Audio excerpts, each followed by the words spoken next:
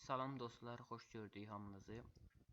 Bu dəfəki videomda mən sizə telefon, yəni ADSL telefon xəttimizdə olan problemləri modeminin daxilindən necə aşkar edə bilərik, onu öyrədəcəm. Bəzi istifadəçilər şikayət edir, yəni problem bildirir ki, modemdə tez-tez kəsilmələr olur, işıq sönür, yanır, sürət zəifdir və s. belə şeylər olur. Bunun üçün biz necə öyrənə bilərik ki, bizim telefon xəttimiz nasazdır, yoxsa problem modemdədir və yaxud da bizim providerdədirmi problem və bunu biz çalışacağım ki, bu videoda mən sizə bunu ətraflı başa salım və bunu biz modemin öz daxilindən öyrənik. Gördüğünüz kimi burada biz məndə TP-Link modemidir. İlk öncə modemimizin IP koduna 192.168.1.1 IP kodu yazaraq daxil oluruq. Bizim qarşımıza ilk çıxan login admin, parol admin standart olaraq yazırıq. Yazdıktan sonra burada bizim qarşımıza ilk çıxan bölmə status bölməsidir. Gördüğünüz kimi burada status bölməsində var burada MAC adreslər. Mən indi hal-hazırda 2 cihazla qoşuram. Bu üstdəki birinci MAC adres mənim notebook, ikincisi isə telefonumun MAC adresidir. Burada gördüğünüz kimi burada WAN bölməsində isə PVC2 ilə qoşuram mən. Burada gördüğünüz kimi məndə burada müvəqqəti IP kodu verir. Yəni biz bu müvəqqəti IP kodu nədir? Hər dəfə bu yenilənir. Hər dəfə yeniləndikdə başqa IP kodu gəlir. Bu nədir? Bunu digər videolarımızda, yəni maraqlı istəsəniz başa salaram. Bilərsiniz bunun nə olduğunu, ətraflı yanı sizə öyrədərəm. Mən burada danışıqla desəm siz yenə də anlamayacaqsınız. Biz gəldik hal-hazırda mən əsas nöqtəyə gəldik burada. Xəttimizin nasazlığını və keyfiyyətini aşkar etməyə. Burada gördüğünüz SN Marnik. SN Marnik nədir? ADSL siqnalını telefonun səs siqnalına olan nisbətidir. SN Marnik.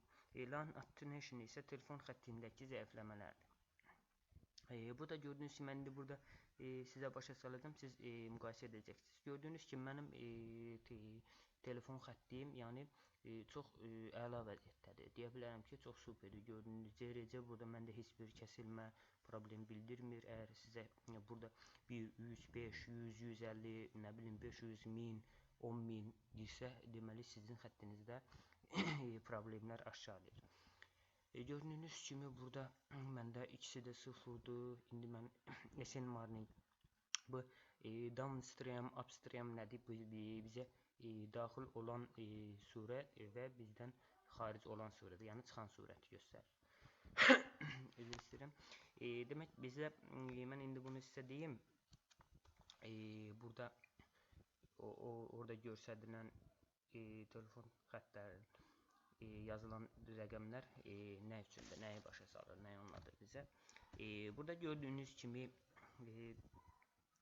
SN Marnikdə 7 dB'yə qədər, yəni burada gördüyünüz kimi SN Marnikdə 7 dB olduqda, məndə gördüyünüz kimi 35.3.4 bu dəyişilir.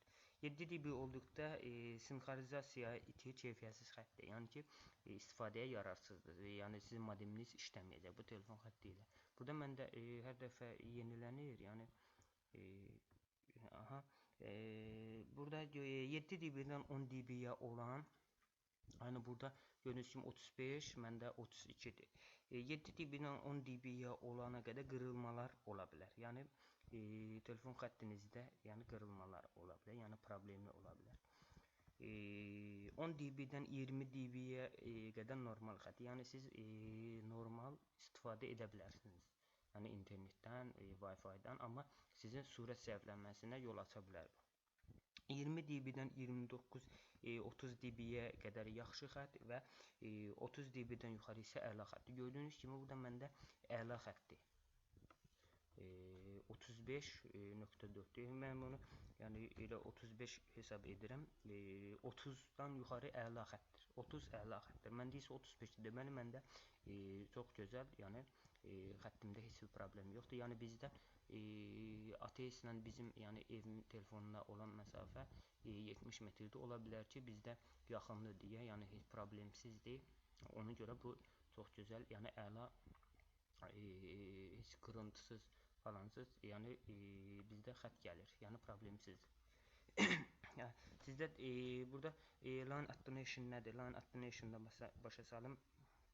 Telefon xəttini yəni başa saldım. Xəttin asanlığı da siqnalın sönməsi, line attenuation. 20 dB-yə qədər əla xəttdir burada gördüyünüz kimi. Əgər 20 dB-dirsə əla xəttdir. 20 dB-dən 40 dB-yə qədər normal xətt, 40 dB-dən 50 dB-yə qədər qırılmalar olur, 50 dB-dən 60 dB-yə sinxronizasiya itir, 60 dB-dən yuxarı avadanlıq işləməyəcək, yəni sizin modeminiz işləməyəcək. Yəni burada gördüyünüz kimi məndə 20 dB-yə qədər əla xəttdir, yəni 20 dB-dən aşağı olan da əla xəttdir. Heç mən burada sizə demir, yəni xəttiniz 20 dB olmalıdır. Burada dB nədir? Yəni burada gördüyünüz kimi dB, kbps yazılıb burada. kbps yazılıb, üstə isə dB yazılıb. Yəni 20 dB-dən aşağı, 20 dB-dən aşağı, yəni ki, bu əla xətt hesab olunur. Yəni xəttimizdə heç bir problem yoxdur. Yəni necə deyim, yəni siqnal sönmür bizdə. Siqnalın sönməsi yoxdur bizdə. Yəni ki, daimi kəsintisiz, qırıntısız, yəni bizə modemimizə internetin surəti çox gözəl, yəni gəlir. Yəni gördüyünüz kimi məndə modulation burada ADSL 2+-dur. Annex MD burada gördüyünüz kimi, yəni burada önümüzdəki günlərdə bunun haqqında da video paylaşacağım. Yəni sizin anlayışınız olsun. Burada yəni ki, bunu ümid edirəm başa salmağa çalışdım. Siz indi mənim hazırladığım videoya baxıb siz bunu müqayisə edə bilərsiniz. Məndə gördüyünüz kimi 35 SM marnik, yəni ki telefonun xətti çox gözəl vəziyyətdədir. Siqnal sönməsi yoxdur. 20 dB-dən aşağıdır. Məndə deməli mənim xəttim çox əla, yəni kəsintisiz işləyir.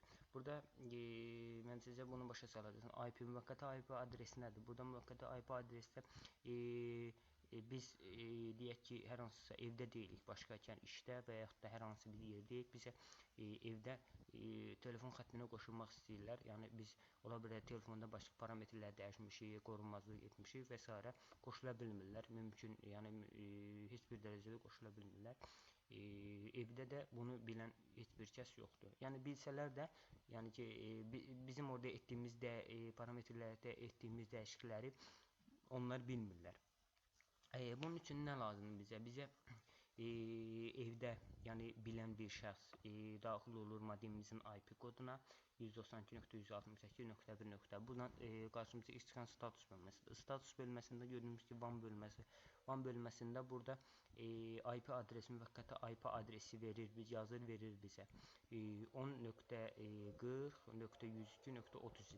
Biz bu IP adreslə istənilən bir yerdə, istəyir biz Rusiyada da olsaq, Azərbaycanın istənilən bir bölgəsində də olsaq, evimizdən 50 metr kənarda olsaq, bu müvəqqəti IP adresi yazaraq biz uzaqdan daxil ola bilirik modemimizin parametrlərinə və orada biz dəyişiklik edib çox yəni asan bir rejimə qoyub evdəkilərin daxil olmasını burada biz yerinə yetiririk. Ümid edirəm videom işinizə yaradı. Hər hansısa bir sualı, təklifi olan videonun kommentariya bölməsində müraciət edə bilər. İzlədiyiniz üçün təşəkkürlər. Çox xahiş edirəm videonu izlədikdən sonra fikir, irad bildirsəniz yəni yaxşı olar, bəyənsəz yaxşı olar. Biz də yəni sizin bu bəyənməyinizlə, təkliflərinizlə, iradlarınızla biraz daha yəni necə deyim, özümüzə yəni güvən artırırıq. Daha da əlavə videolar çəkib yerləşdirərik. Siz də bundan yəni maariflənərsiniz. Bir daha təşəkkür edirəm.